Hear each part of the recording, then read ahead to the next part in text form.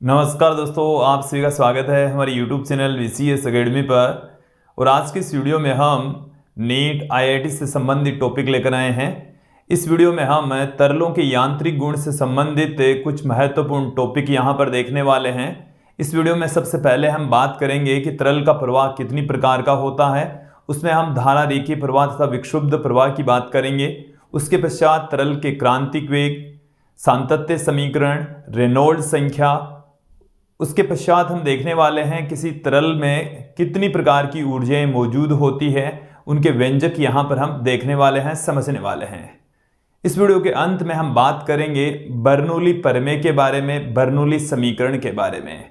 तो वीडियो थोड़ा सा बड़ा होने वाला है, काफ़ी महत्वपूर्ण वीडियो होगा, जिसमें हम इन सभी बिंदुओं पर आधारित न्यूमेरिकल क्वेश्चंस भी यहाँ पर देखने वाले हैं, समझने वाले हैं। विद्यार्थियों, यदि आप हमारे YouTube चैनल पर नए हैं तो चैनल को सब्सक्राइब कर लीजिए, साथ में बेल आइकन भी दबा दीजिए ताकि आपको आगे की वीडियोस की नोटिफिकेशन मिलती रहे। ये जो वीडियो है वो इसमें थ्योरेटिकल पार्ट अधिक रहेगा। यदि आपको इस टॉपिक के, इस चैप्टर के या नीट से संबंधित नोट्स आपको प्राप्त करने हैं तो इस वीडियो के डिस्क्रिप्शन में आपको हमारी ऐप की लिंक दे रखी है, वहाँ से आप ऐप डाउनलोड कीजिए और इसके हस्तलिखित नोट्स प्राप्त कर सकते हैं। विद्यार्थियों, अब मैं इस वीडियो को स्टार्ट करता हूं। बात करूंगा यहां पर सबसे पहले तरल का प्रवाह। तरल का प्रवाह का मतलब है तरल बह रहा है, और जब तरल बहता है तो उसका प्रवाह दो प्रकार का होता है, धारा रेखीय प्रवाह तथा विक्षुब्ध प्रवाह। देखिए, धारा रेखीय प्रवाह हम किसे कहेंगे? तरल का जो प्रवाह है वो दो प्रकार का होता है। पहला जो प्रकार है वो है धारा रेखीय प्रवाह। धारा रेखीय प्रवाह। इसका जो दूसरा प्रकार है वो है विक्षुब्ध प्रवाह। विक्षुब्ध प्रवाह। तो प्रवाह दो प्रकार के होंगे। सबसे पहले हम बात करेंगे धारा रेखीय प्रवाह क्या है। यदि कोई तरल, ये जैसे हमारे पास में असमान अनुप्रस्थ काट क्षेत्रफल वाली एक नलिका है, किसी बिंदु से गुजरने वाले तरल के सभी कणों का वेग समान हो, उनका पथ यदि समान हो तो उस प्रवाह को हम धारा रेखीय प्रवाह कहेंगे। जैसे हम इसमें यहाँ पर कोई पॉइंट ले लें, इस पॉइंट से गुजरने वाले सभी कणों का वेग यदि एक समान रहता है तो उस प्रवाह को हम धारा रेखीय प्रवाह कहेंगे। इनका पथ यदि एक समान रहता है तो उस प्रवाह को हम धारा रेखीय प्रवाह कहेंगे। तो धारा रेखीय प्रवाह की डेफिनेशन क्या है कि तरल का ऐसा प्रवाह जिसमें किसी एक बिंदु से गुजरने वाले सभी तरल के कण एक समान वेग से एक निश्चित पथ पर गति करते हैं। पथ भी समान रहेगा, वेग भी सबका सेम रहता है, तो उस प्रवाह को हम क्या कहेंगे? धारा रेखीय प्रवाह कहा जाएगा। जो तरल धारा रेखीय प्रवाह से गति नहीं करता उसका प्रवाह विक्षुब्ध प्रवाह कहलाता है। जैसे ये हमारे पास में कोई पाइप है और इस पाइप से जो तरल है वो इस तरीके से बह रहा है, इस तरीके से बह रहा है, अनियमित रूप से गति कर रहा है। सभी कणों के एक बिंदु से गुजरने वाले कणों का पथ अलग अलग होता है, तो इस प्रवाह को हम क्या कहेंगे? विक्षुब्ध प्रवाह कहा जाएगा। क्या कहा जाएगा? विक्षुब्ध प्रवाह कहा जाएगा। क्लियर हो जाना चाहिए, समझ में आ जाना चाहिए। उसके पश्चात हम आगे बढ़ते हैं, बात करते हैं यहां पर क्रिटिकल वेलोसिटी की, क्रांतिक वेग की। क्रांतिक वेग, क्रिटिकल वेलोसिटी, इसको हम VC से प्रदर्शित करते हैं। किससे लिखा जाता है? VC से। क्रांतिक वेग किसे कहेंगे? देखिए, समझ लीजिए कि तरल का ऐसा वेग जिससे कम वेग पर तरल धारा रेखीय प्रवाह से, उससे अधिक वेग पर विक्षुब्ध प्रवाह से गति करता है, तो उस वेग को हम क्रांतिक वेग कहते हैं। कि तरल का ऐसा वेग जिससे थोड़ा सा भी वेग कम हो जाए तो उस प्रवाह को हम धारा रेखीय प्रवाह, और उससे थोड़ा सा भी वेग ज्यादा हो जाए तो उसको हम विक्षुब्ध प्रवाह कहेंगे। तो क्रांतिक वेग ऐसी स्टेज है जिससे कम वेलोसिटी पर जो तरल है वो धारा रेखीय प्रवाह से और उससे अधिक वेलोसिटी के ऊपर विक्षुब्ध प्रवाह से प्रवाहित होता है। तो ये क्लियर हो जाना चाहिए होती क्या है। क्रिटिकल वेलोसिटी को हम किससे रिप्रेजेंट करते हैं, वीसी से प्रदर्शित करेंगे। क्लियर हो गया। अब मैं थोड़ा सा आगे बढ़ता हूं, बात करता हूं। अगला टॉपिक यहां पर हम लेंगे रेनॉल्ड संख्या।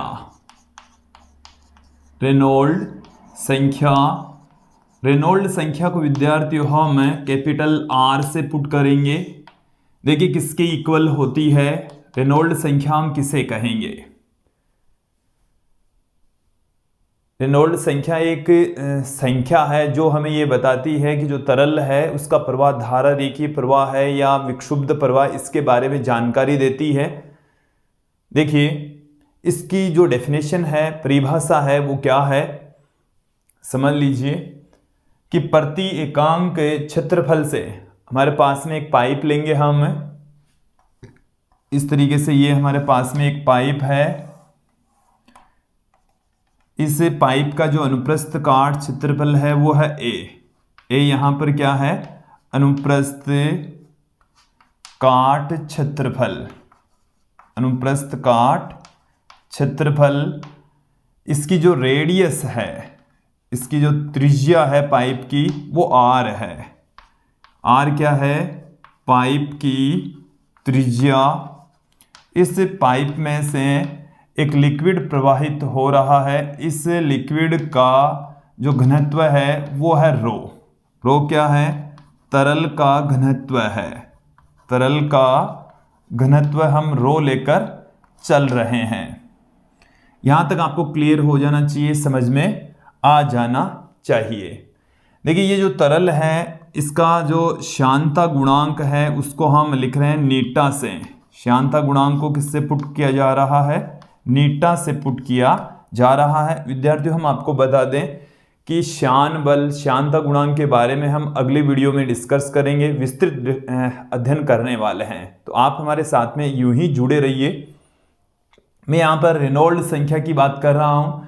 तो देखिए रेनॉल्ड संख्या क्या है, जो तरल प्रवाहित हो रहा है उसके प्रति एकांक क्षेत्रफल पर लगने वाला जो जड़त्वीय बल है उसको हम कहेंगे, जड़त्वीय बल तथा प्रति एकांक क्षेत्रफल पर लगने वाले श्यान बल का जो अनुपात होता है उसी को ही हम रेनॉल्ड संख्या कहते हैं। तो डेफिनेशन क्या है, देखिए प्रति एकांक क्षेत्रफल पर, प्रति एकांक क्षेत्रफल पर लगने वाला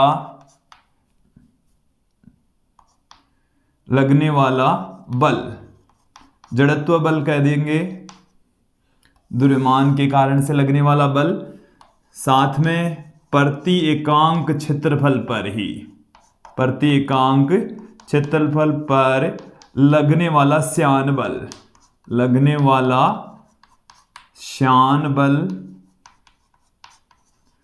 दोनों को देख लेते हैं किसके इक्वल होगा, कैपिटल आर।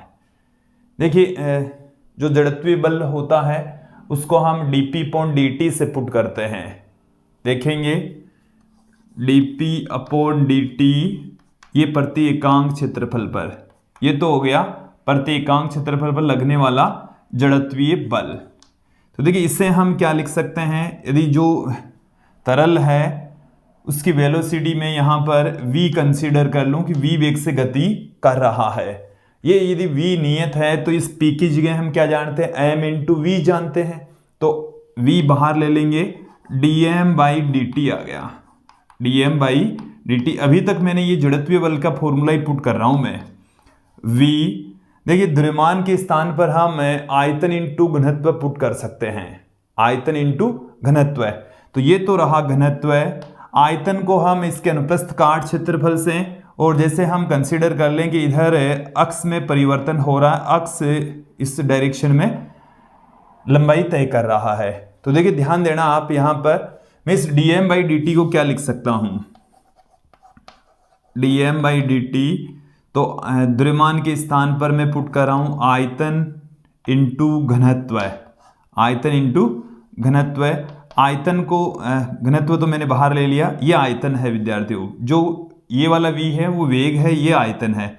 तो इसको अनुप्रस्थ काट क्षेत्रफल इंटू दूरी ये लिख सकते हैं। और इसको हम क्या लिख सकते हैं, वी लिख सकते हैं, तो रो ए वी आ गया, रो ए वी, तो रो तो मैंने लिख दिया ए वी बट्टे में ए, तो यहां से ए से ए कट जाएगा, वी स्क्वायर रो आ जाएगा। तो ये वाला जो बल है वो तो क्या आ गया, वी स्क्वायर रो। चलिए यहां तक क्लियर हो जाना चाहिए। फिर देखिए श्यान बल, श्यान बल क्या हो गया, इसी प्रकार से आप देखेंगे श्यान बल प्रति एकांक क्षेत्रफल पर। देखिए श्यान बल का फॉर्मूला वैसे तो ये होता है माइनस में नीटा ए डीवी बाई डी एक्स, ये वाला फॉर्मूला होता है। तो प्रति एकांक क्षेत्रफल के लिए मैं इस क्षेत्रफल को तो इधर ले लेता हूं, परिमाण यदि हम इसका लेकर चलें तो यहां पर आ जाएगा नीटा, और देखिए D V by D X, D V by D X, और इसे हम वी अपॉन में आर पुट कर देंगे। वी यहां पर वेग है, आर इसकी रेडियस है, वी अपॉन में आर भी इसको पुट किया जा सकता है किसी पाइप में लगने वाले श्यान बल के लिए। तो यहां पर हम पुट कर देंगे, क्या आ जाएगा हमारे पास में, एफ अपॉन ए का मान आएगा हमारे पास में नीटा वी अपॉन आर।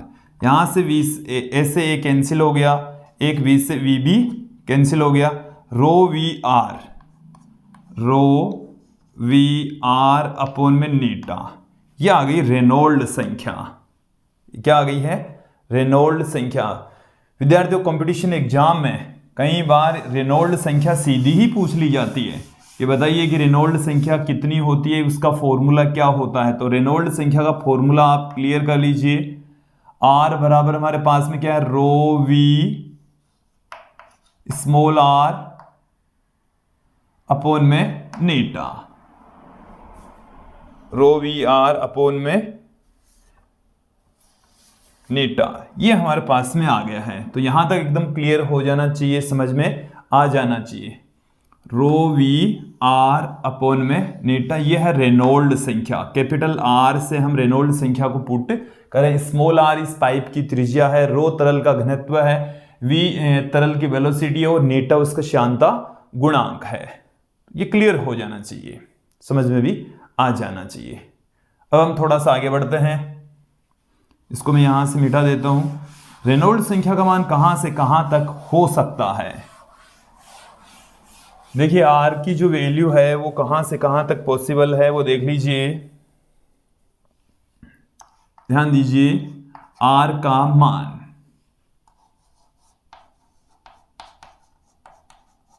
आर का मान पहली स्थिति 0 से 2000 तक, कहां से कहां तक हो, 0 से जब 2000 तक हो तब तरल का जो प्रवाह है वो धारा रेखीय प्रवाह होता है। कैसा प्रवाह होगा, धारा रेखीय प्रवाह।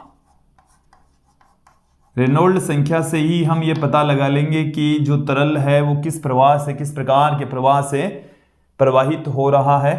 तो 0 से जब 2000 इसकी वैल्यू होगी तब इसका प्रवाह धारा रेखीय प्रवाह होता है। और क्या हो सकता है, जब इसका मान 2000 से 3000 तक होता है, तीसरी वाली स्थिति है 3000 से अधिक। जब 3000 से अधिक होता है, कैपिटल आर का जो मान है वो 3000 से अधिक होता है, तो तरल का जो प्रवाह होता है वो विक्षुब्ध प्रवाह होता है, विक्षुब्ध प्रवाह। और देखिए जब 2000 से 3000 के बीच में होता है तब क्या है कि जो तरल है वो धारा रेखीय प्रवाह से विक्षुब्ध प्रवाह में परिवर्तित हो रहा होता है, रूपांतरित हो रहा होता है। एक बार फिर से समझ लीजिए कि जब कोई तरल धारा रेखीय प्रवाह से विक्षुब्ध प्रवाह में कन्वर्ट होता है तो उसके लिए रेनॉल्ड संख्या 2000 से 3000 के बीच में होगी, या हम ये भी कह सकते हैं कि रेनॉल्ड संख्या की वैल्यू जब 2000 से 3000 के बीच में है तो डेफिनेटली जो तरल का प्रवाह है वो धारा रेखीय प्रवाह से विक्षुब्ध प्रवाह में रूपांतरित हो रहा होता है। तो यहां तक आपको क्लियर हो जाना चाहिए। अभी तक हमने क्या क्या देखा है वो समझ लीजिए। अभी तक हमने देख लिया है तरल का प्रवाह कितने प्रकार का होता है, क्रांतिक वेग हमने देख लिया है, रेनॉल्ड संख्या यहां पर हमने देख ली है। अब मैं थोड़ा सा आगे बढ़ता हूं, बात करूंगा यहां पर अविरतता का सिद्धांत या सातत्य समीकरण की इक्वेशन ऑफ कंटिन्यूटी की। एक बार इन सबको मैं यहां से हटा देता हूं, फिर हम बात करेंगे अविरतता का सिद्धांत या सातत्य समीकरण इक्वेशन ऑफ कंटिन्यूटी।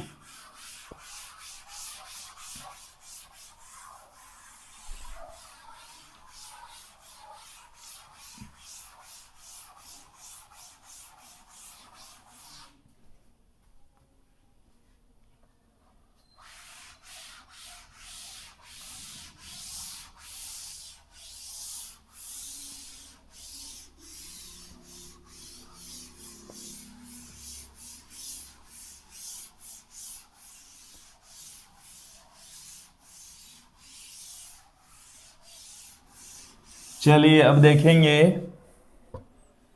अपना जो टॉपिक है वो है सातत्य समीकरण अविरतता का सिद्धांत। अविरतता का सिद्धांत, इसे हम सातत्य समीकरण भी कहते हैं। इसे और क्या कहा जाता है?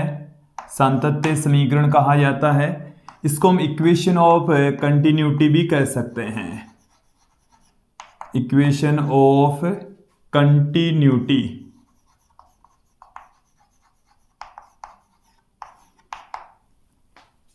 अविरतता का सिद्धांत, इक्वेशन ऑफ कंटिन्यूटी। देखिए किसे कहा जाता है विद्यार्थियों, हम आपको बता दें कि यदि असमान अनुप्रस्थ काट क्षेत्रफल वाला हमारे पास में यदि कोई पाइप है तो उसके एक सिरे से एक मुंह से प्रवेश करने वाले तरल का द्रव्यमान तथा दूसरे सिरे से निकलने वाले तरल का जो द्रव्यमान होता है वो सेम रहता है, या तरल प्रवाह की जो दर होती है वो सेम बनी रहती है। चलिए, तरल प्रवाह की दर सेम रहेगी। देखिए क्या कहा जा रहा है कि प्रति सेकंड प्रवेश करने वाले, ये हमारे पास में एक असमान अनुप्रस्थ काट क्षेत्रफल वाली कोई नलिका है। इस तरीके की क्या है? कोई नलिका है। इस भाग का जो अनुप्रस्थ काट क्षेत्रफल है वो है A1।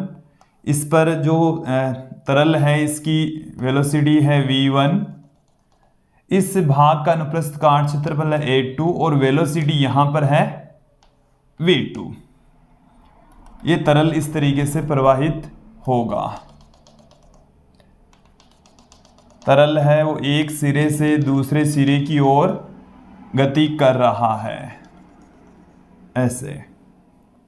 ठीक है, तो इक्वेशन ऑफ कंटिन्यूटी किसे कहेंगे, सातत्य समीकरण किसे कहा जाएगा, वो हम देख लेते हैं। देखिए, सातत्य समीकरण या अविरतता का सिद्धांत हमें यह कहता है कि किसी असमान अनुप्रस्थ काट क्षेत्रफल वाले तार के एक सिरे पर प्रवेश करने वाले तरल का द्रव्यमान तथा दूसरे उतने ही समय में दूसरे सिरे से निकलने वाले तरल का द्रव्यमान सेम रहता है। यदि मैं यह बात करूं कि प्रति एकांक समय में एक सिरे से प्रवेश करने वाले तरल का द्रव्यमान तथा एकांक समय में ही दूसरे सिरे से निकलने वाले तरल का द्रव्यमान सेम होता है, तो क्या होगा? देखिए, इक्वेशन ऑफ कंटिन्यूटी के अनुसार देखिए असमान अनुप्रस्थ काट क्षेत्रफल पर ही लागू होगी प्रति एकांक क्षेत्रफल प्रति सेकंड। सुधार करें इसमें, प्रति सेकंड एक सिरे से प्रवेश करने वाले तरल का द्रव्यमान, प्रवेश करने वाले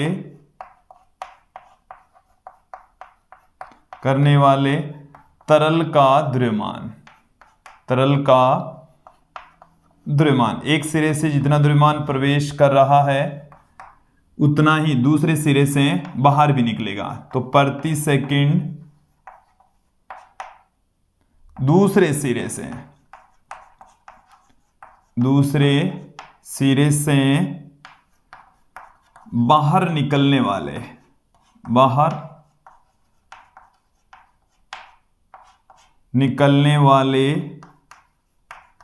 तरल का द्रव्यमान, तरल का द्रव्यमान, एक सिरे से तरल प्रवेश करेगा तो दूसरे सिरे से बाहर निकलेगा। तो प्रति सेकंड जितना द्रव्यमान प्रवेश करता है उतना ही प्रति सेकंड बाहर भी निकलेगा, उतना ही द्रव्यमान बाहर निकलेगा। तो प्रवेश करने वाला और बाहर निकलने वाला जो द्रव्यमान होगा वो सेम होगा। देखिए यहां पर ध्यान देंगे, द्रव्यमान को हम आयतन इंटू घनत्व से पुट कर सकते हैं, आयतन इंटू घनत्व से पुट किया जा सकता है। देखिए यहां पर हम प्रति सेकंड जो तरल है वो यहां से, जैसे मैं कंसीडर कर लूं कि यहां से x1 दूरी चलता है, यहां पर जो तरल है वो x2 दूरी चलता है, प्रति सेकंड चलने वाली दूरी हो गई। तो देखिए प्रति सेकंड द्रव्यमान कितना हो गया, द्रव्यमान की जगह हम लिख सकते हैं आयतन इंटू घनत्व, आयतन इंटू घनत्व। तो आयतन की जगह में इसका अनुप्रस्थ काट क्षेत्रफल, इसका अनुप्रस्थ काट क्षेत्रफल है A1 और इसके द्वारा प्रति सेकंड तय की दूरी x1, ये तो हो गया आयतन, और प्रति सेकंड के लिए हम बट्टे में t कर देंगे। दूसरे वाले सिरे पर अनुप्रस्थ काट क्षेत्रफल A2 और 1 सेकंड में तय की दूरी है x2, घनत्व रो बट्टे में t। यदि हम 1 सेकंड के बजाय t समय ले ले तो t समय में x1 दूरी तय की जा रही है इस सिरे पर और t समय में x2 दूरी तय की जा रही है इस सिरे पर। देखिए इसे हम क्या लिख सकते हैं, A1 x1 बट्टे में T1। तो इस सिरे पर तरल का वेग जो कि V1 हो जाएगा, यहां से रो से रो कैंसिल हो जाएगा, इस सिरे पर क्या आ जाएगा A2 V2, x2 upon T को हम क्या लिख देंगे V2। और देखिए इसी को हम कहते हैं तरल के प्रवाह की दर, तरल प्रवाह की दर। तो ये जो Q है इसको हम कहते हैं तरल प्रवाह की दर, तरल प्रवाह की दर। इस Q को ही क्या कहा जाता है, तरल प्रवाह की दर कहा जाता है, जो कि A1 V1 और A2 V2 की इक्वल होती है। तो यहां तक एकदम क्लियर हो जाना चाहिए, समझ में आ जाना चाहिए। अब हम थोड़ा सा और आगे बढ़ते हैं। देखिए यहां से हमें मिल गया है A1 V1 बराबर है A2 V2 के। तो यहां से A इंटू V है, ये क्या रहेगा, कांस्टेंट रहेगा। A इंटू वी क्या रहेगा, कांस्टेंट रहेगा, नियत बना रहेगा। यहां से देखिए हम क्या पुट कर सकते हैं कि तरल का जो वेग है वो इसके अनुप्रस्थ काट क्षेत्रफल के व्युत्क्रमानुपाती होता है, कि जहां पर वेग ज्यादा होगा अनुप्रस्थ काट क्षेत्रफल कम होगा।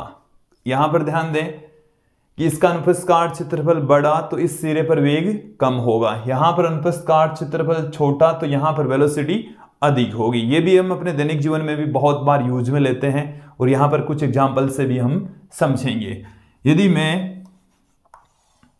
A और V एक तरफ में ले लेता हूं, V एक तरफ ले लेता हूं A, इनके बीच में ग्राफ खींचेंगे तो इस तरीके का ग्राफ हमें प्राप्त होने वाला है।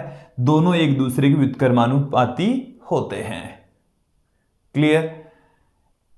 सांतत्य समीकरण पर आधारित कुछ दैनिक जीवन में प्रयोग में आने वाले एग्जाम्पल्स की मैं यहां पर चर्चा कर लेता हूं।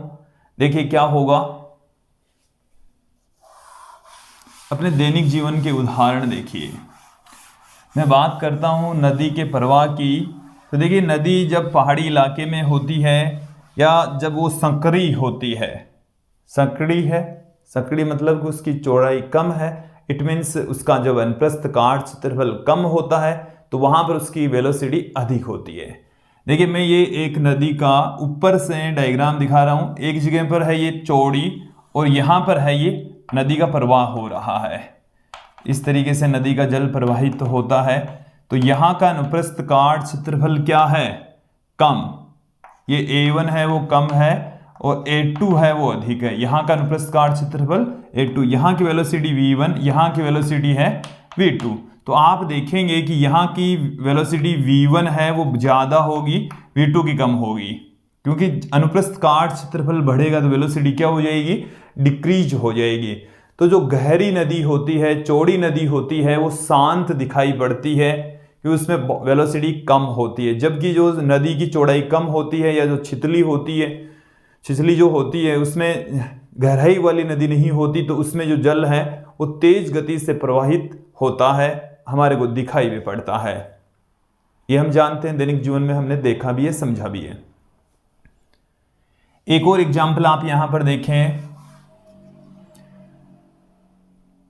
कि नल से जब जल का प्रवाह होता है तो देखिए किस तरीके से नल का जल प्रवाहित होता है वो देख लीजिए।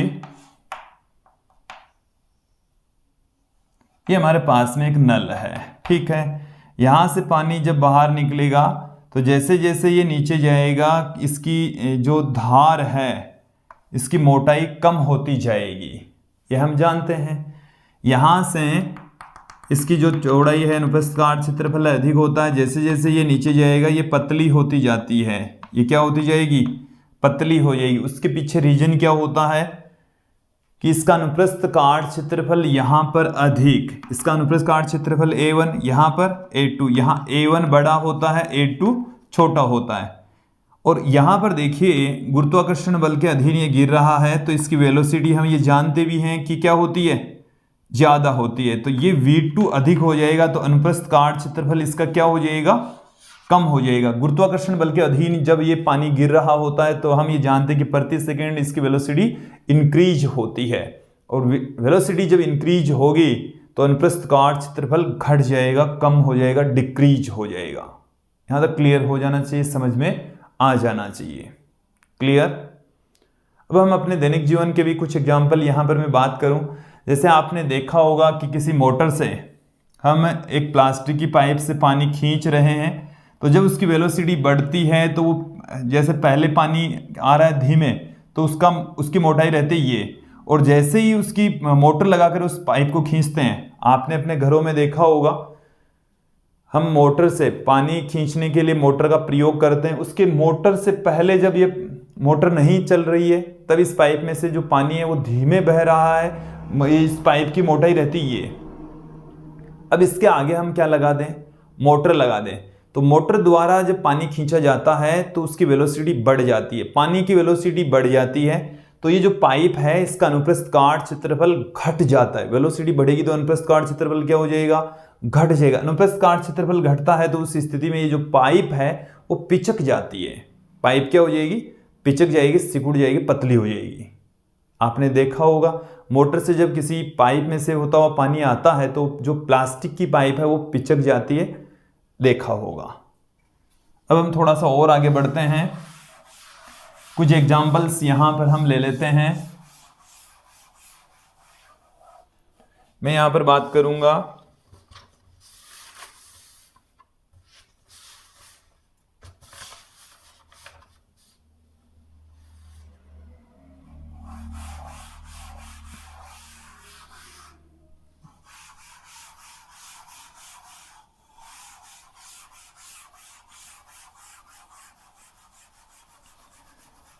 देखिए एक क्वेश्चन तो इस प्रकार से है, ये हमारे पास में एक पाइप है ऐसे, ये क्वेश्चन आपको हमारे नोट्स में भी मिल जाएगा।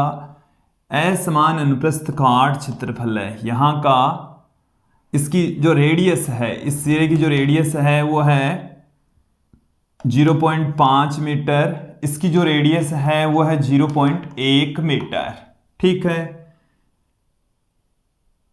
साथ में हमें यहां से तरल को प्रवाहित करवाया गया है, इस तरीके से तरल प्रवाहित हो रहा है। इस सिरे का नाम दे दिया M, इसको नाम दे दिया N। हमें ये पूछा गया है कि कौन से तरल के प्रवाह की दर, तरल प्रवाह की दर,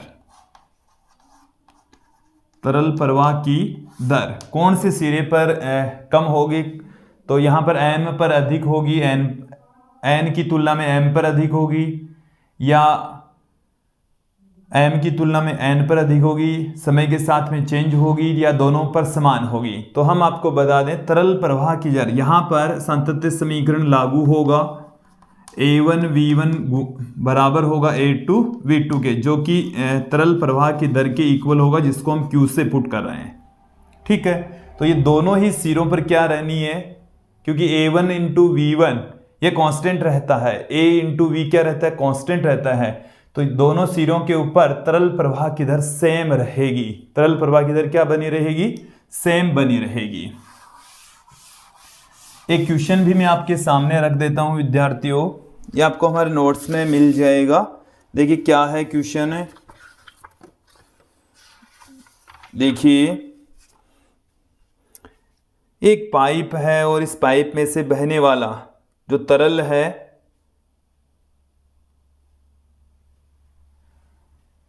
इस तरीके से एक पाइप है, ऐसे इस तरीके से, और यहां पर आते ही इसके दो मुंह हो जाते हैं, एक ये वाला एक ये वाला,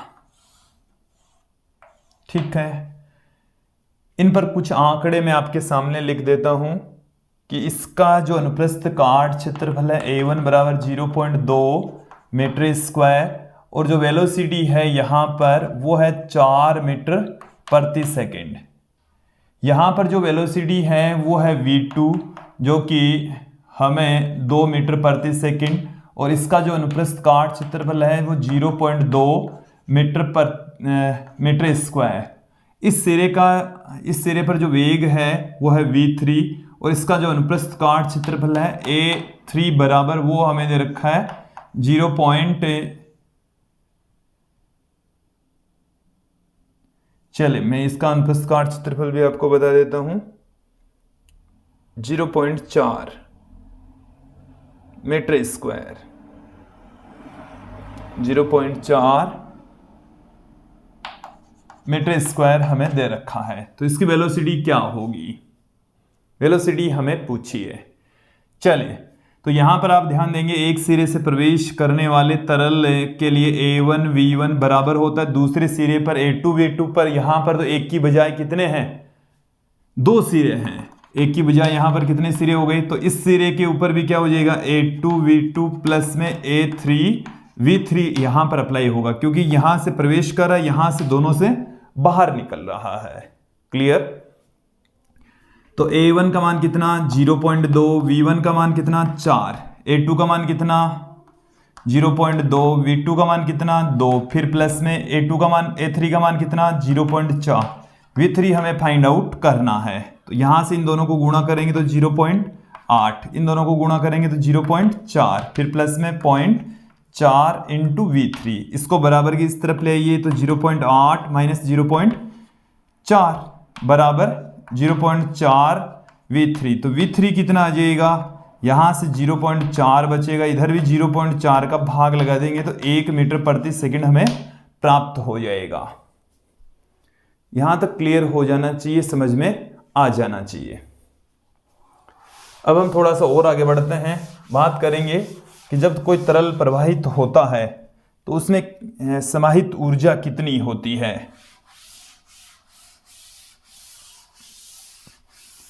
तरल में समाहित ऊर्जा,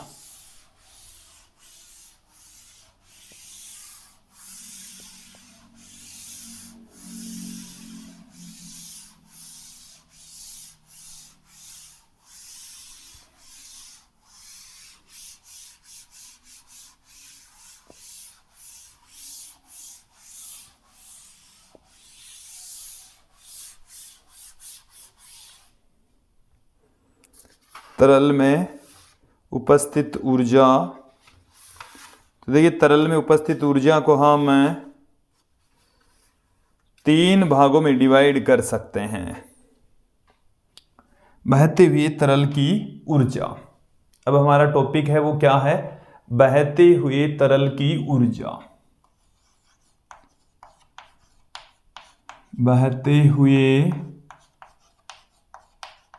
तरल की ऊर्जा, ये वाला जो टॉपिक है वो हम बर्नौली प्रमेय के लिए देख रहे हैं। वैसे एक्चुअल में देखेंगे कि ऊर्जाएं कौन कौन सी ऊर्जाएं होती है। हम ये जानते हैं कि गतिज ऊर्जा होती है, काइनेटिक एनर्जी, और गतिज ऊर्जा को हम 1/2 mv² से पुट करते हैं। फिर बात करते हैं हम स्थिति के कारण से संचित जो ऊर्जा है उसकी पोटेंशियल एनर्जी जो कि mgh के इक्वल होती है। और तीसरी यहाँ पर जो एनर्जी है उसको हम कह रहे हैं दाब ऊर्जा। प्रेशर के कारण से जो एनर्जी क्रिएट होती है, कि जैसे मान लो कि हम प्रेशर लगाकर तरल को अक्ष दूरी तक विस्थापित कर दें, तब एक पाइप है, अनुप्रस्थ काट क्षेत्रफल इसका a है, अक्ष दूरी तक विस्थापित कर रहे हैं प्रेशर लगाकर किसी तरल को।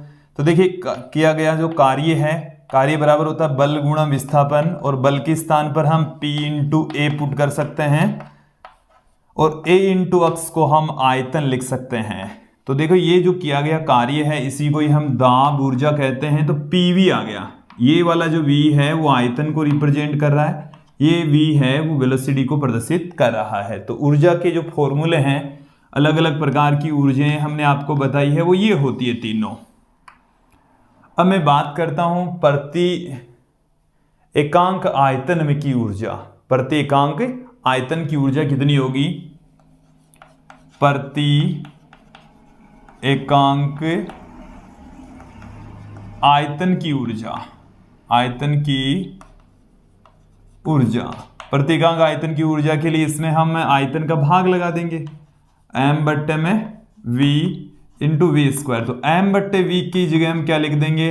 रो लिख देंगे, तो हाफ रो वी स्क्वायर आ जाएगा, हाफ रो वी स्क्वायर। इसमें आयतन का भाग लगाएंगे तो रो जी एच आ जाएगा, इसमें आयतन का भाग लगाएंगे तो p आ जाएगा।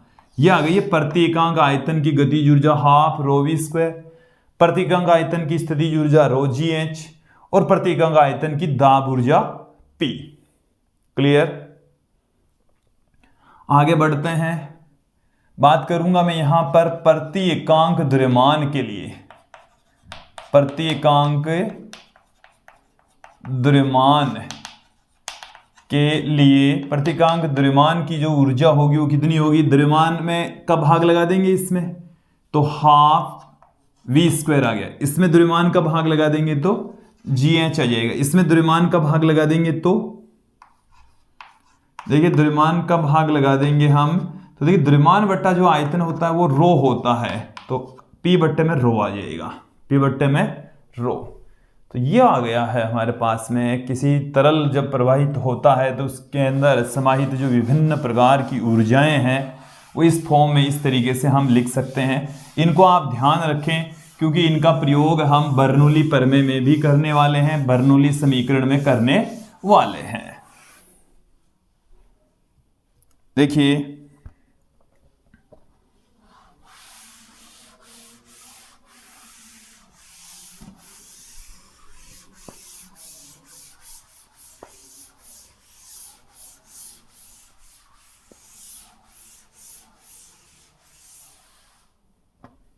चलिए अब यहां पर हम बात करेंगे बर्नौली प्रमेय की। बर्नौली प्रमेय है क्या, इनके कुछ एग्जाम्पल्स भी यहां पर हम देखने वाले हैं, समझने वाले हैं। बर्नौली प्रमेय क्या है? बर्नौली प्रमेय, इसको हम बर्नौली समीकरण, बर्नौली का सिद्धांत सब कुछ कह सकते हैं। विद्यार्थी इसका डेरिवेशन भी है, बट यहां पर मैं आपको डेरिवेशन नहीं बताने जा रहा हूं। इसके डेरिवेशन के लिए आप हमारे YouTube चैनल की प्लेलिस्ट पर जाकर वहां पर आप इस टॉपिक का बर्नौली प्रमेय की व्युत्पत्ति देख सकते हैं। यहां पर मैं स्टेटमेंट आपको बताने वाला हूं और कंपटीशन एग्जाम में आपको स्टेटमेंट ही ध्यान में रखना है। हालांकि आप समझ सकते हैं कहां से आया ये फॉर्मूला, कैसे हम इसको प्राप्त कर सकते हैं, वो आप अच्छे से समझ सकते हैं, देख सकते हैं। देखिए बर्नौली प्रमेय क्या है कि असमान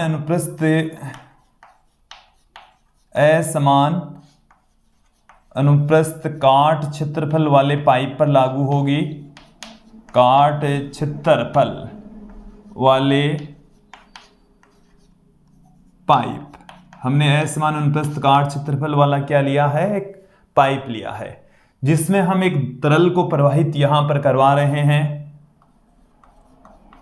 तरल है वो हमने लिया है असंपीड्य। तरल कैसा होना चाहिए? असंपीड्य होना चाहिए, अश्यान होना चाहिए। इट मीन्स जो तरल है वो कैसा तरल है?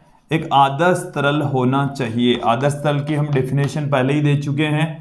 असंपीड्य और अशांत जो तरल होता है वो आदर्श तरल होता है। ये जो बर्नौली प्रमेय है वो आदर्श तरल के लिए लागू होती है। क्या होती है वो भी समझ लीजिए कि हमारे पास में एक असमान अनुप्रस्थ काट क्षेत्रफल वाला पाइप है, ठीक है। इस तरीके से एक पाइप है, इसकी पृथ्वी की सतह से जो ऊंचाई है इस वाले सिरे की तो है h1, इस वाले सिरे की जो ऊंचाई है वो है h2। h1 तथा h2 इनके सिरों की ऊंचाई है। इस वाले सिरे पर दाब P1, इस पर दाब P2, इस पर वेलोसिटी V1, इस पर वेलोसिटी V2, और जो तरल हमने लिया है उसकी डेंसिटी है रो। तरल की जो डेंसिटी है वो क्या है, रो है। ये जो हमने तरल यहां पर लिया है इसकी डेंसिटी कितनी है, रो है। ओके, तो यहां तक आपको क्लियर हो जाना चाहिए, समझ में आ जाना चाहिए। तो देखिए यहां पर हमने वेलोसिटी अलग अलग सिरों पर अलग अलग होगी, क्योंकि अनुप्रस्थ काट क्षेत्रफल अलग है तो वेलोसिटी भी क्या होगी, अलग अलग होगी।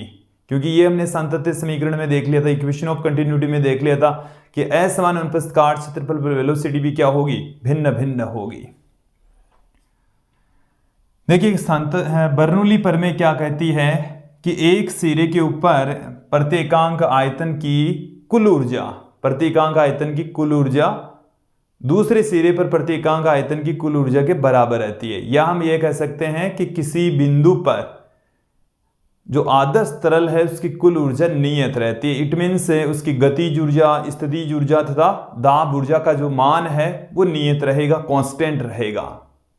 तो एक बार बर्नौली प्रमेय का जो स्टेटमेंट है वो फिर से सुन लीजिए कि किसी तरल में जो हम आदर्श तरल ले रहे हैं कि उसके किसी बिंदु पर दाब ऊर्जा, गतिज ऊर्जा तथा स्थितिज ऊर्जा का योग नियत रहता है, या प्रत्येकांक आयतन की दाब ऊर्जा, गतिज ऊर्जा तथा स्थितिज ऊर्जा नियत रहती है, कांस्टेंट रहती है। और यही क्या है, बर्नौली प्रमेय, बर्नौली का सिद्धांत।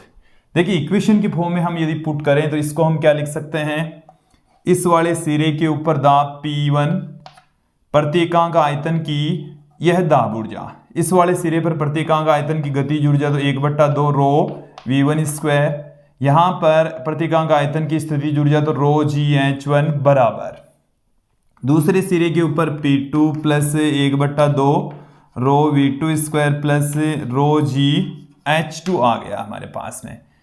तो एक सिरे के ऊपर दाब ऊर्जा, गतिज ऊर्जा तथा स्थितिज ऊर्जा और दूसरे सिरे पर दाब ऊर्जा, गतिज ऊर्जा तथा स्थितिज ऊर्जा का योग बराबर होता है। हम ये भी कह सकते हैं कि इसमें दाब ऊर्जा, प्रत्येकांक आयतन की गतिज ऊर्जा तथा स्थितिज ऊर्जा का योग है वो नियत रहता है, कांस्टेंट रहता है।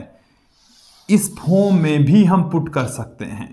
तो यही है बर्नौली प्रमेय और आपको यही ध्यान में रखना है, या आप दिमाग में फिट बैठा लीजिए, अपन को यही याद रखना है, दिमाग में फिट बैठा कर रखना है, ठीक है। अब मैं बर्नौली प्रमेय के कुछ अनुप्रयोग यहां पर आपके सामने रख देता हूं कि बर्नौली प्रमेय को कहां अप्लाई कर सकते हैं और कहां अप्लाई हो रही है, ठीक है। अपने दैनिक जीवन में प्रयुक्त जो एग्जाम्पल हैं उनको मैं यहां पर लेता हूं। बर्नौली प्रमेय के अनुप्रयोग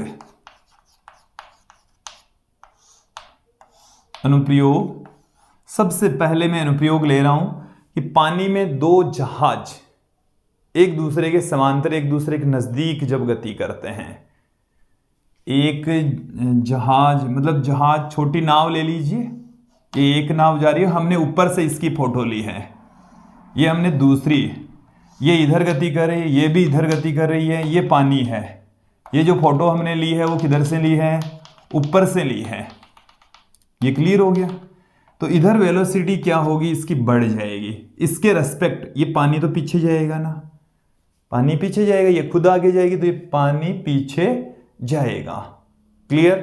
तो पानी पीछे जाएगा तो देखो यहां पर ध्यान देना कि जो वेलोसिटी है, क्योंकि यहां पर h तो सेम है, ये ऊर्जा तो दोनों की सेम है, लेकिन जब v इंक्रीज होगा v क्या होगा, इंक्रीज। तो एक राशि जब इंक्रीज होगी तो दूसरी राशि क्या हो जाएगी, डिक्रीज हो जाएगी।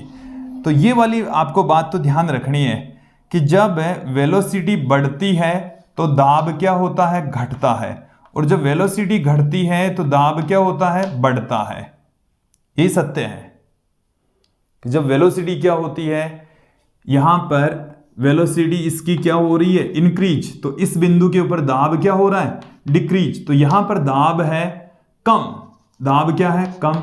यहां वाला दाब क्या है, अधिक। यहां वाला दाब भी क्या है, अधिक। तो ये इस पर एक कम दाब से उच्च दाब की ओर बल लगेगा, इधर से बल लग रहा है, इस पर इधर बल लग रहा है, दोनों एक दूसरे के नजदीक आएगी। जब दोनों लगभग मतलब थोड़ी सी दूरी पर एक दूसरे के समांतर गति करती है तो इस पानी की वेलोसिटी की वजह से दोनों एक दूसरे के संपर्क में आ जाती है। तो ये एग्जांपल आपको अच्छे से समझ में आ जाना चाहिए। देखो वेलोसिटी बढ़ती है तो दाब डिक्रीज होता है और बल लगता है उच्च दाब से निम्न दाब की ओर। बल किधर से किधर काम करेगा, उच्च दाब से निम्न दाब की ओर बल लगेगा। फिर देखिए ऐसा ही कुछ एग्जाम्पल मैं आपको लेता हूं। जैसे हम ले रहे हैं कोल्ड ड्रिंक्स के छोटे कैन। ये हमारे पास में एक कैन है, ये एक दूसरा कैन है, ठीक है। ये हमने दो छोटे छोटे कैन ले लिए, दोनों के बीच में थोड़ा सा स्पेस है, थोड़ी सी जगह है, ठीक है। अब यदि यहां से हम फूंक मारे यहां से तेज गति से वायु को गति करवाएं तो देखिए हमारा माइंड ये कहता है कि दोनों अलग अलग हो जाएंगे और दूर हो जाएंगे।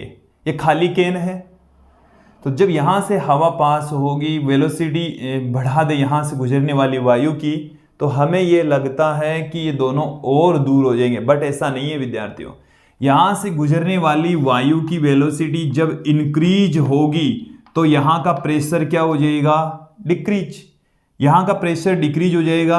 यहां का प्रेशर क्या है, पी क्या है, पी कम, और यहां का पी क्या है, अधिक। इसका इधर वाला पी भी क्या होगा, ये तो मतलब है जैसा का जैसा ही है, पी इसकी तुलना में ये अधिक है, इसकी तुलना में ये भी अधिक है, तो इधर से इस पर बल लगेगा, इधर से इस पर बल लगेगा, जिससे ये दोनों चिपक जाएंगे। जब हवा इन दोनों के बीच में से पास करवाएंगे ना, तो बर्नौली प्रमेय में ये कहती है कि जब वेलोसिटी बढ़ेगी तो वहां पर प्रेशर डिक्रीज हो जाएगा, जिसकी वजह से ये दोनों एक दूसरे से चिपक जाएंगे। क्लियर, समझ में आ जाना चाहिए। फिर मैं बात करता हूं एरोप्लेन के जो पंख होते हैं उनकी जो आकृति है, वायुयान के पंखों की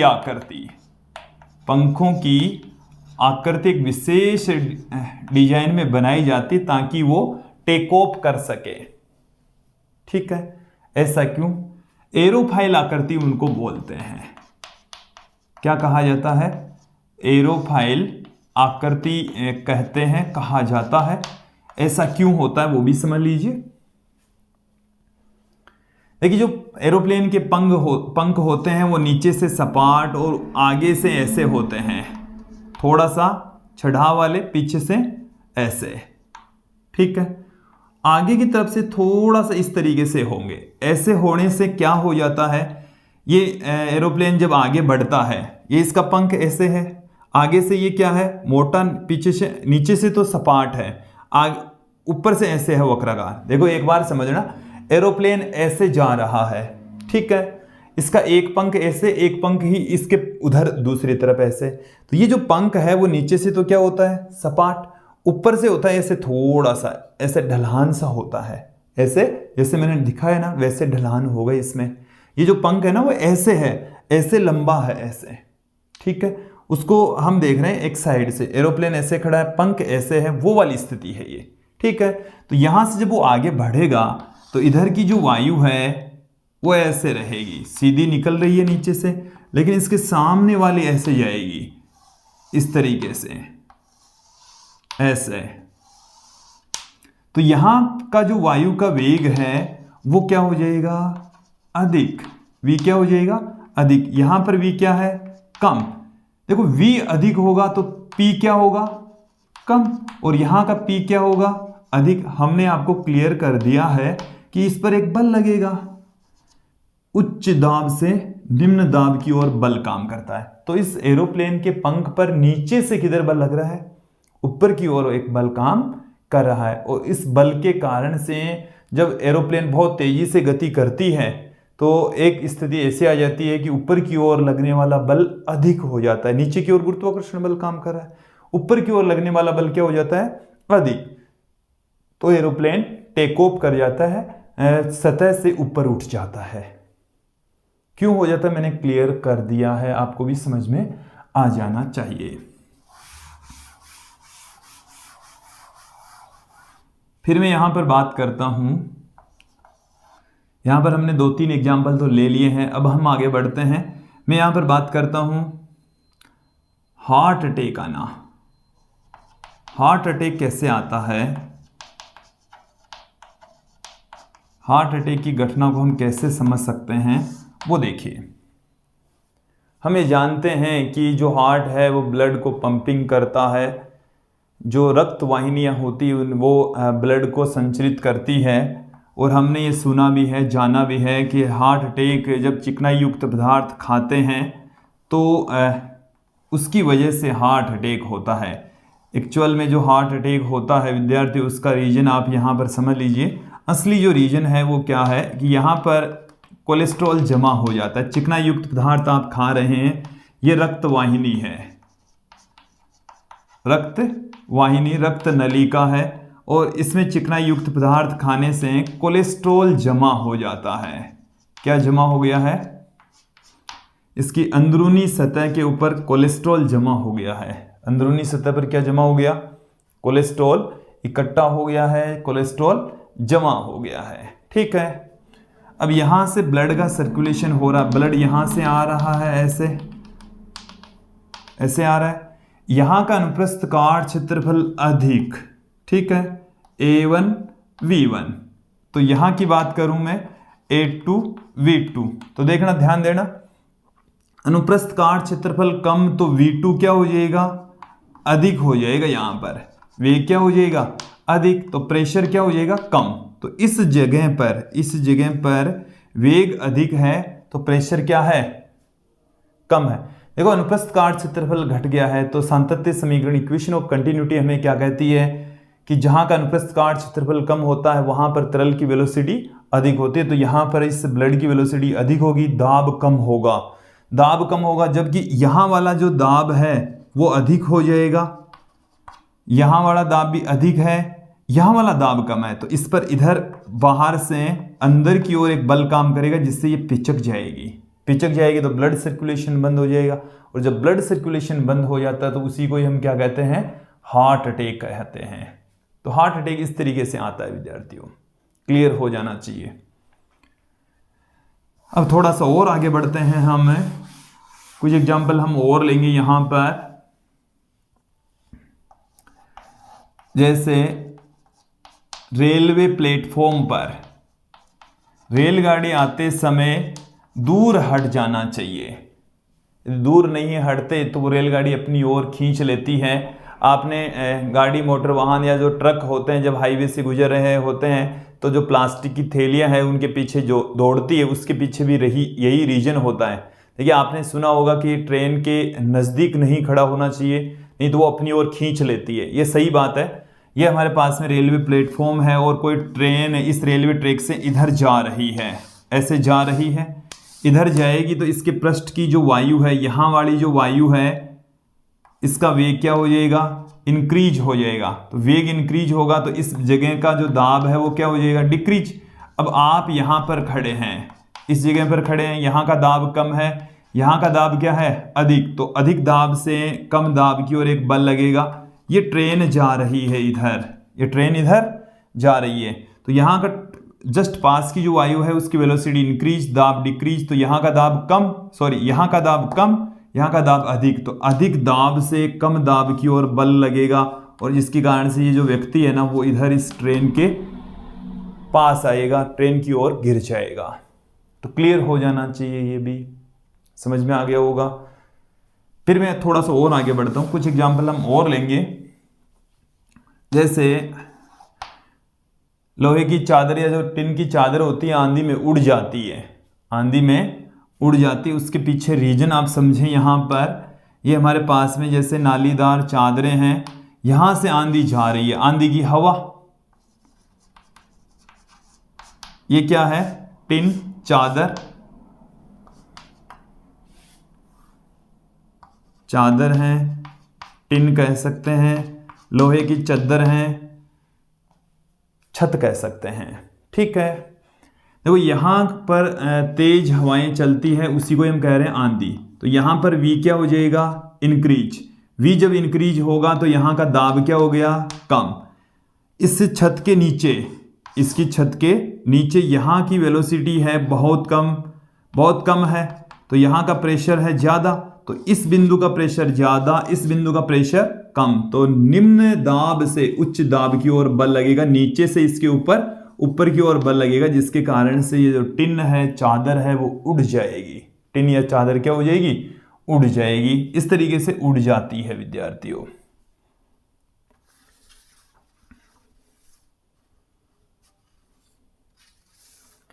अब हम एक दो एग्जाम्पल और देखेंगे, फिर इसके कुछ महत्वपूर्ण बिंदु भी देखेंगे। यहाँ पर वेंचुरी प्रवाह मापी और टोरिसोली प्रमेय।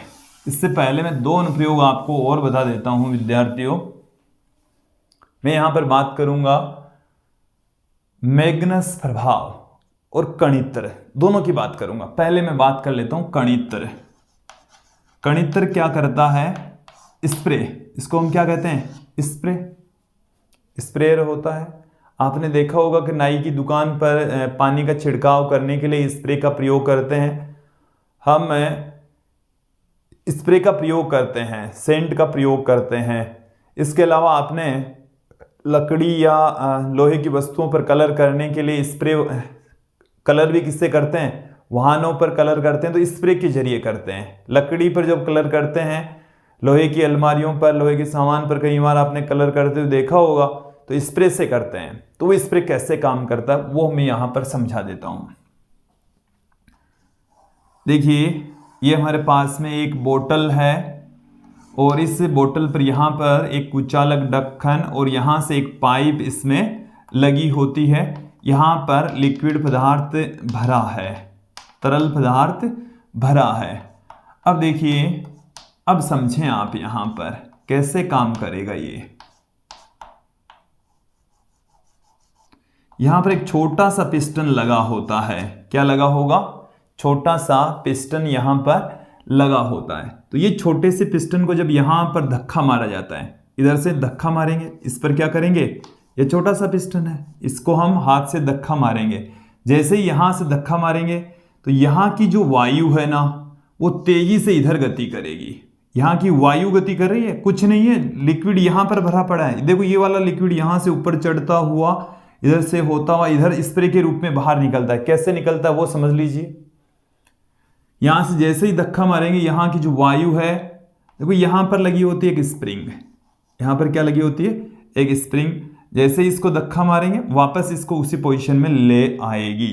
ठीक है, तो देखिए क्या करता है, यहां की वेलोसिटी बढ़ जाती है। यहां की वेलोसिटी बढ़ेगी तो दाब क्या हो जाएगा, कम। यहां वाला दाब क्या है, अधिक। तो उच्च दाब से निम्न दाब की ओर इस लिक्विड के ऊपर बल लगेगा। ये वाला लिक्विड है वो यहां आ जाएगा, ऐसे ऐसे होकर बाहर निकलता है। स्प्रे के रूप में बाहर निकलेगा, कणों के रूप में बाहर निकलेगा। तो जो स्प्रे है, कणित्र है, वो बर्नौली प्रमेय के सिद्धांत पर काम करता है। क्लियर हो जाना चाहिए। आ गई बात समझ में। अब मैं एक और एग्जाम्पल आपके सामने रख देता हूं, बर्नौली प्रमेय से ही संबंधित है, मैग्नस प्रभाव। मैग्नस प्रभाव, देखिए मैग्नस प्रभाव क्या है, गेंद को हवा में स्विंग करवाना। देखो एक तो होता टर्न होना, कि गेंद यदि किसी जगह पर टप्पा खाकर यदि अपने पथ से विचलित हो रही है, मुड़ रही है, तो उसको तो हम कहते हैं स्पिन होना, टर्न होना, मुड़ना। एक है गेंद चल रही है हवा में और हवा में ही अपना पथ बदलना। क्रिकेट देखने वाले विद्यार्थी इसे आसानी से समझ रहे हैं कि गेंद टप्पा खाकर जब हवा में गति कर रही होती है तो हवा में ही वो अपना पथ बदल लेती है, तो उसे हम कहते हैं गेंद का स्विंग होना। तो स्विंग किस वजह से होता है? स्विंग होने को हम समझाएंगे मैग्नस प्रभाव से। ये जो मैग्नस प्रभाव है वो बर्नौली प्रमेय पर आधारित है। ये हमें बताता है कि कोई गेंद जब हवा में गति कर रही होती है तो कैसे अपने पथ से विचलित होती है। देखिए, मैं यहां पर ये गेंद ले रहा हूं, ये गेंद इधर आगे की ओर गति कर रही है, ये इस गेंद का वेग है इधर, ठीक है। इसकी एक अक्ष में यहां से ले लेता हूं, ये वाली जो अक्ष है ये बोर्ड के तल के लंबवत ऐसे है, ठीक है। इधर ये घूर्णन गति कर रही है, ऐसे इसको घूर्णन गति करवानी पड़ेगी। ओमेगा कोणीय वेग से ये गेंद है वो घूर्णन गति कर रही है। इसका वेग वैसे किधर है? ये इधर गति कर रही है इस डायरेक्शन में, ठीक है। एक और स्थिति लीजिए, मैं गेंद को यहां पर इस तरीके से कि इधर इसमें इस डायरेक्शन में घूर्णन है, इधर इसमें इस डायरेक्शन में घूर्णन है। ये गेंद है वो ऐसे घूम रही है, ऐसे इस डायरेक्शन में, ओके। लेकिन जब गेंद इधर घूमती है तो यहां वाली जो वायु है वो जैसे हम कंसीडर कर लें इधर v वेग से गति कर रही है, इधर भी v वेग से गति कर रही है। अब इस घूर्णन गति के कारण से देखो एक वेग इस वायु का और बढ़ जाएगा। इसकी रेडियस यदि r है तो v बराबर होता है ओमेगा r। ओमेगा r इसका इधर और हो जाएगा, इधर इसकी वजह से इस डायरेक्शन में ओमेगा r हो जाएगा। इधर तो क्या होता है, नीचे तो इस डायरेक्शन में, ऊपर क्या होगा, इस डायरेक्शन में। ये क्लियर करें क्योंकि घूर्णन गति कर रही है। तो घूर्णन देखो, गेंद इधर जा रही है, गेंद इधर जा रही है, वायु उसके ठीक ऊपर इधर विवेक से, इधर भी विवेक से। ये घूमने की वजह से इस वायु की वेलोसिटी इस डायरेक्शन में ओमेगा आर बढ़ जाती है। ओमेगा इसका कोणीय वेग, आर इसकी रेडियस। इस डायरेक्शन में ये जो वायु है इसकी वेलोसिटी इस घूर्णन गति के कारण से ओमेगा आर इस डायरेक्शन में हो रही है। तो यहां पर फाइनली इस ऊपर वाले सिरे के ऊपर जो गेंद का हवा का जो वेग है वो हो जाएगा v प्लस ओमेगा आर इस डायरेक्शन में, और इस डायरेक्शन में जो वेग होगा वो v माइनस ओमेगा आर होगा। तो ये वाला वेग क्या है, अधिक, और ये वाला वेग क्या है, कम। वेग कम है तो दाब क्या होगा, अधिक, और यहां पर दाब क्या होगा, कम। और हम ये जानते हैं कि उच्च दाब से निम्न दाब की ओर, नीचे से ऊपर की ओर, इस पर जैसे ये गेंद है वो यहां पर आकर गिर रही थी तो दाब के कारण से ये यहां पर गिरेगी बाद में। ये किसकी वजह से है, मैग्नस प्रभाव के कारण से। यदि गेंद घूर्णन गति नहीं करती तो ये यहां पर आकर गिरती, लेकिन मैग्नस प्रभाव के कारण से थोड़ी सी आगे जाकर गिर रही है। क्लियर, समझ में आ जाना चाहिए। देखिए, ठीक जैसे ये आगे की ओर गिरती है वैसे ही हम दाईं या बाईं ओर भी इसको हवा में मोड़ सकते हैं। इसी घटना को हम मैग्नस प्रभाव कहते हैं। गेंद को हवा में अपने पथ से विचलित करने की जो घटना है उसी को ही मैग्नस प्रभाव कहा जाता है। तो ये क्लियर हो जाना चाहिए, समझ में आ जाना चाहिए, कहीं कोई दिक्कत नहीं होनी चाहिए, ठीक है। अब हम थोड़ा सा और आगे बढ़ेंगे। वेंचुरी प्रभामापी, वेंचुरी मीटर।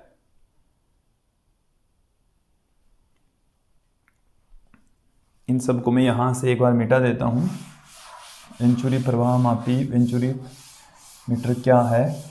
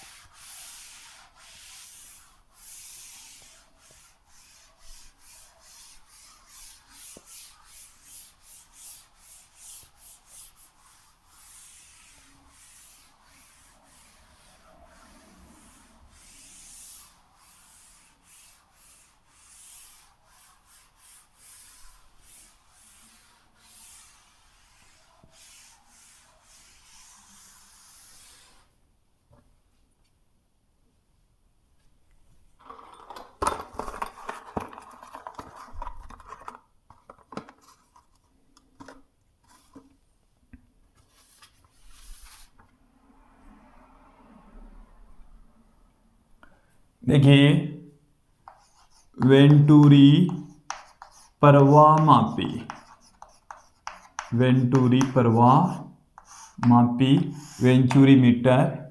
इसमें क्या होता है, देखिए एक ये हमारे पास में असमान अनुप्रस्थ काट क्षेत्रफल वाली इस तरीके से नलिका है। यहाँ पर एक ऊपरी भाग में एक पाइप जुड़ी है पतली सी, ये यहाँ पर आते ही ये सक्रिय हो जाती है। क्या हो जाएगी, यहाँ से ये थोड़ी सी सक्रिय हो जाएगी, यहाँ से वापस ये उतने ही अनुप्रस्थ काट क्षेत्रफल वाली पाइप में कन्वर्ट हो रही है। यहाँ पर एक छोटी पाइप, पतली पाइप और लगी होगी ऐसे। ये जो लिक्विड है वो यहाँ से प्रवाहित हो रहा है, इस तरीके से तरल का प्रवाह हो रहा है। देखिए विद्यार्थियों, यहां पर आप ध्यान देंगे तरल इस तरीके से प्रवाहित हो रहा है। ये डायग्राम आ गया समझ में। यहां का अनुप्रस्थ काट क्षेत्रफल अधिक, यहां का अनुप्रस्थ काट क्षेत्रफल क्या है, ए ज्यादा, तो वेग यहां पर क्या होता है, कम। इस वाले वेग को मैं v1 कह दूं, जो कि क्या है यहां पर कम। यहां पर इस स्थिति के अंदर अनुप्रस्थ काट क्षेत्रफल तो क्या है, कम, और यहां का वेग v2 है वो क्या होगा, अधिक। यहां पर जो दाब है, जब वेग अधिक होगा तो दाब क्या होगा, अधिक, और वेग यहां पर अधिक है तो दाब क्या होगा, कम। ये मैंने ये वाली बात तो लिखी है सांतत्य समीकरण से, और ये वाली बात लिखी है हमने बर्नौली प्रमेय से। ठीक है, चलिए, तो दाब अधिक होगा तो यहां पर जो लिक्विड है वो ज्यादा ऊंचाई तक इसमें चढ़ जाएगा। मान लेते हैं यहां तक आ गया, ये जो ऊंचाई है वो है h1। ये ऊंचाई कितनी है, इसके मध्य भाग से h1 है। यहां पर प्रेशर कम होने की वजह से ये इतनी ऊंचाई तक चढ़ता है। ये वाली ऊंचाई में मान लेता हूं h2। ठीक है, यहां की इन दोनों की ऊंचाइयों का जो अंतर है इसको मैं h कंसीडर कर लेता हूं। कितना मान लेते हैं हमें, h। इसमें जो लिक्विड प्रवाहित हो रहा है उसका घनत्व है रो। दोनों भिन्न अनुप्रस्थ काट क्षेत्रफल वालों भागों में जो तरल है उनकी ऊंचाइयां हैं h1 और h2, भिन्न भिन्न है। तो ये दाब के अंतर को व्यक्त करती है, यहां पर दाबों में अंतर को बताती है। और दाब में जो अंतर है, यहां पर जो दाब है वो P1, और P1 और P2 का जो अंतर है वो रो जी एच के इक्वल होगा। ये जो h है वो इन दोनों के दाबों का जो सिरे हैं, नलिकाएं हैं, इनमें तरल की ऊंचाइयों का अंतर है, जिससे हम दाबांतर फाइंड आउट कर सकते हैं। मैं यहां पर ज्ञात करूंगा, देखिए विद्यार्थियों, मैं यहां पर लूंगा बर्नौली प्रमेय। बर्नौली प्रमेय, बर्नौली प्रमेय क्या कहती है, P1 प्लस हाफ रो V1 स्क्वायर प्लस रो जी एच। देखो ये जो h होता है वो यहां से हाइट होती है, ठीक है, और यहां से हाइट होती है। इनको मैं कैपिटल H1 कह दूं, इसको कैपिटल H2 कह दूं, तो ये कैपिटल H1 और कैपिटल H2 दोनों यहां पर क्या है, बराबर है। इसको मैं कैपिटल H1 कह दूं। फिर दूसरे वाले सिरे पर P2 plus half rho V2 square plus rho g H2। H1 और H2 दोनों क्या है, बराबर, तो ये और ये तो कट जाएगा। इस P2 को इधर ले आइए तो P1 माइनस P2 बराबर 1/2 रो, इधर है V2 स्क्वायर, ये बराबर के उस तरफ जाएगा तो माइनस में V1 स्क्वायर आ जाएगा। ये वाली वैल्यू किसके बराबर है, रो जी एच के इक्वल है। देन यहां से हमें क्या मिल जाएगा, रो से रो कैंसिल हो गया, रो से रो क्या हो गया, कैंसिल। तो 2GH, 2 को मैं इधर ले आया, 2GH।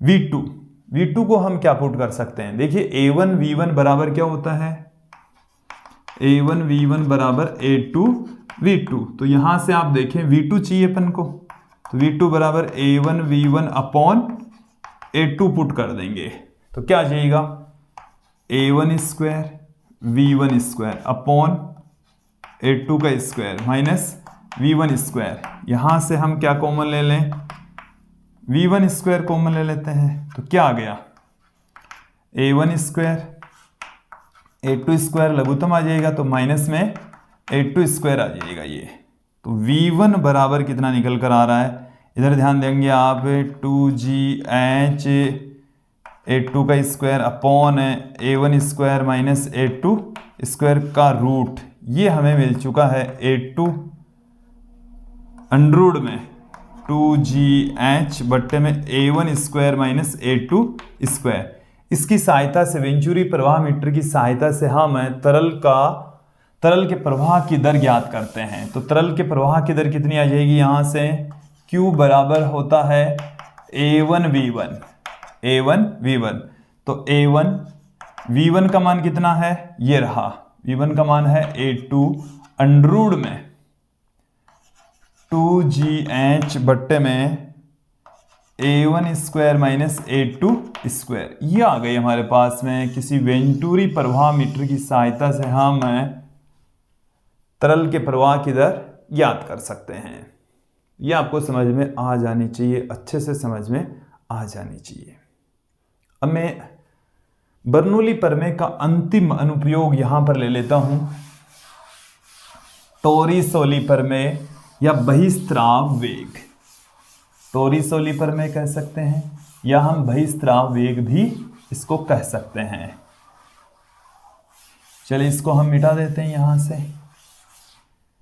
टोरिसोली प्रमेय, टोरिसोली प्रमेय ये बहिस्त्राव वेग से भी जानी जाएगा। क्या है एक्चुअल में कि हमारे पास में एक टंकी नुमा संरचना है, ये एक पात्र है और इस पात्र में कोई तरल भरा है। यहाँ पर क्या भरा है, कोई तरल भरा पड़ा है यहाँ पर इस तरीके से।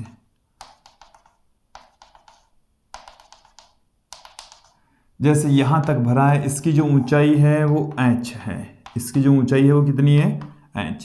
इसके सिरे से स्मॉल h गहराई पर यहाँ पर हम एक छिद्र ले लेते हैं बारीक सा। इस छिद्र से ये जो तरल है वो इधर आकर इस तरीके से गिरता है, ऐसे आकर गिर रहा है। जैसे ये वाली जो डिस्टेंस है वो मैं अक्स कंसीडर कर लूँ, ये वाली जो ऊंचाई है वो capital H minus small h हो जाएगी, capital H minus small h के इक्वल होगी। यहां तक आपको समझ में आ जाना चाहिए, क्लियर हो जाना चाहिए। आ गया समझ में। अब देखिए एक होता है बहिस्त्राव वेग, तो यहां से जो लिक्विड बाहर निकलता है तो उसकी जो वेलोसिटी होती है उसको हम कहते हैं बहिस्त्राव वेग। तो ये जो बहिस्त्राव वेग होता है वो कितना होता है, यहां पर ये खुले में है, इसका जो दाब है वो है वायुमंडलीय दाब के बराबर, और इसका यहां पर जो दाब है ना वो भी वायुमंडलीय दाब के इक्वल है। तो एक तो ये सिरा लेंगे हम और दूसरा वाला ये वाला सिरा लेंगे और दोनों पर हम बर्नौली प्रमेय लगा देंगे। बर्नौली प्रमेय से, बर्नौली प्रमेय क्या कहती है विद्यार्थियों, ये है बर्नौली प्रमेय P1 प्लस 1/2 रो V1 स्क्वायर प्लस रो G H1 बराबर P2 प्लस 1/2 रो V2 स्क्वायर प्लस रो G H2। यहाँ पर आप ध्यान दें, मैं जो बोल रहा हूँ वो समझ लीजिए कि ये P1 और P2 दोनों समान है क्योंकि वायुमंडलीय दाब के इक्वल है। तो प्लस में 1/2 रो V1 स्क्वायर। अब इस V1 का मान है, इस वाले सिरे के ऊपर जो वेलोसिटी है बहुत कम है, इसको हम 0 के इक्वल ले लेंगे। तो 0 का स्क्वायर हो गया, प्लस में रो G, ये कैपिटल H हो गया, फिर प्लस में P2, ये तो कट गया, ये तो यहाँ से कट गया, 1/2 रो V स्क्वायर जो कि हमें ज्ञात करना है रो G capital H minus small h, ये आ गया। रो G H बराबर क्या आया, 1/2 रो V स्क्वायर प्लस में रो G कैपिटल H माइनस में रो G स्मॉल h, ये भी कट गया, ये भी कट गया है। तो यहां से हाफ रो V स्क्वायर बराबर क्या आ गया रे, रो G H आ गया, रो से रो कैंसिल हो गया, रो से रो कैंसिल हुआ है, तो V स्क्वायर बराबर आ गया 2GH और V बराबर आ गया अंडररूट में 2GH। तो देखिए यहां पर जो तरल का वेग है वो इस तरीके से होता है जैसे किसी पिंड को एच ऊंचाई से गिराया गया हो। एच ऊंचाई नीचे है, इसमें वेलोसिटी v, और किसी पिंड को हम एच ऊंचाई से छोड़ें तो उसकी वेलोसिटी भी अंडर में 2gh के इक्वल ही होती, इतनी वेलोसिटी होती है। तो यहाँ पर तरल का वेग भी किसी पिंड को स्वतंत्रता पूर्वक छोड़े जाने पर उसकी वेलोसिटी के इक्वल होती है। इसको सर्वप्रथम टोरिसोली ने बताया था, इसलिए इस प्रमेय को हम टोरिसोली प्रमेय भी कहते हैं, और द्रव के इस वेग को हम बहिस्त्राव वेग कहते हैं। ठीक है, अब देखिए कई बार क्या होता है कि इसमें कितना समय लगता है ये भी पूछा जाता है कि कितना समय लगा इसमें, कि भाई ये द्रव है वो यहाँ से यहाँ तक गिरता है तो कितना समय लगेगा। आपको ये वाली टोटल ऊंचाई दे दें, ये ऊंचाई दे दें, तो ये कितने समय बाद में यहाँ पर जाकर टकराएगा, या आपको पूछ लें तो क्या होगा। देखो ये तो आ ही गया है। अब देखिए किसी वस्तु को नीचे की ओर गति कर रही है, ये तो स्वतंत्रता पूर्वक गिरा रहे हैं, तो नीचे की ओर वेलोसिटी नहीं है, इसकी क्षैतिज दिशा में वेलोसिटी है। जो भी ये वेलोसिटी है ना अंडर में 2gh, इस बिंदु के ऊपर तो किसके इक्वल है, क्षैतिज दिशा में, ये ऊर्ध्वाधर नीचे की ओर नहीं है। तो क्षैतिज दिशा में इसकी जो वेलोसिटी, ऊर्ध्वाधर दिशा में जो वेलोसिटी है s बराबर ut प्लस में 1/2 at स्क्वायर, यहाँ पर मैं अप्लाई कर दूंगा। h यहाँ पर s का मान कितना है, h माइनस ये 0 है, प्लस में 1/2 gt स्क्वायर, तो ये कितना आ जाएगा हमें 2h माइनस स्मॉल h बट्टे में g, ये आ गया हमारे पास में t का मान। इतने समय बाद में टकराएगा। ठीक है, ये समय आ गया है, कितने समय बाद में यहां से पर आकर टकराएगा, तो ये वाला समय होगा अंडर में 2 capital H minus small h upon g का रूट मैंने पहले बोल दिया। अब देखो क्षैतिज दिशा में कितनी दूर जाकर गिरेगा, तो एक तरीके से क्षैतिज प्रास हो गई, तो क्षैतिज दिशा में दूरी बराबर चाल इंटू समय, तो चाल तो क्या है क्षैतिज दिशा में v, समय कितना लग रहा है t, v का मान है 2gh, t का मान कितना है ये रहा 2h माइनस स्मॉल h बट्टे में g। तो यहां से इनको अंडर में लिखेंगे तो g से g क्या हो जाएगा, कट जाएगा, g से g क्या हो जाएगा, कट जाएगा। तो अंडर में से 2 और 2 बाहर निकल जाएगा, g कट ही जाएगा। ये आ गया अक्स बराबर h into h minus h, ये आएगी क्षैतिज प्रास। तो यहां तक आपको समझ में आ जाना चाहिए, क्लियर हो जाना चाहिए। अब मैं यहां पर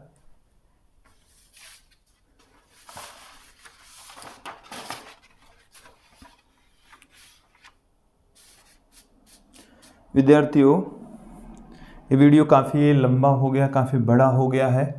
इन पर आधारित जो न्यूमेरिकल क्वेश्चंस हैं वो हम मैं इस चैप्टर के अंत में देखने वाले हैं। बहुत सारे क्वेश्चंस यहाँ पर करने वाले हैं।